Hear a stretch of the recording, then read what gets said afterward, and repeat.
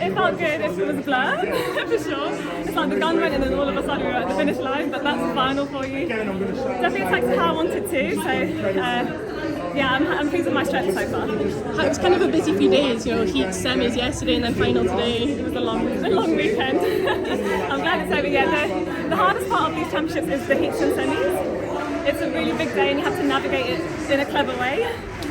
So it's a lot of mental thinking.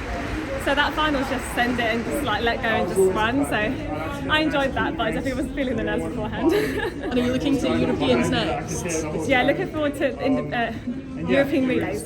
Skipping out on the individual, I've got the standard, but for me the relays where I want to have fun and get some medals and gearing towards outdoors, so just getting that turnover in the legs. And I mean, it has been a busy indoor season for you. We seen you last week, the British record in the 300. Yeah. Congratulations. How was that? Oh, so much fun. It was fun to stay in my lane. One thing I don't like about the indoor 400 is that break, and I definitely got tripped up today as well.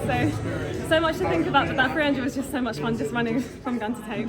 So yeah, I wanted to enjoy the indoor season, which is why I did it. Now I'm going for the relays, so it's all about having fun. It must be a bit different for you today compared to last year. Obviously, Lavia's not here, sadly. She's in the stands. Is she watching? It's nice having her in the warp area and like being there together, but she's got bigger goals and she needs to take some time in training. So you know, it's the indoors, and for me, it's about having fun. So you're not missing out on much. The outdoors is where it's at. Super. And I said it's been a busy indoor season, but it's also been quite a busy few weeks for you. We actually seen that you've launched as an MS campaign. Yeah. Do you want to tell us a bit more about that? It's taken a couple of years to get it off the ground, but I've launched a campaign with Sanofi as a sponsor, so they've got a lot of power.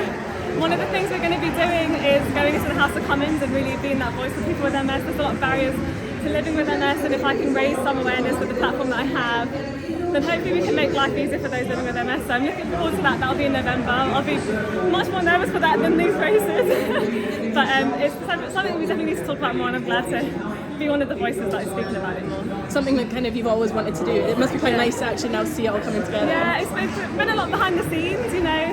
Since 2022 we've been working on how we can, you know, start a campaign and raise more awareness. So we had our first day 2 weeks ago and it was an emotional day for me, you know, everything kind of came together and I realised that responsibility that I have socially, so I'm glad that I'm using what I have and just be that inspiration for someone who might be newly diagnosed.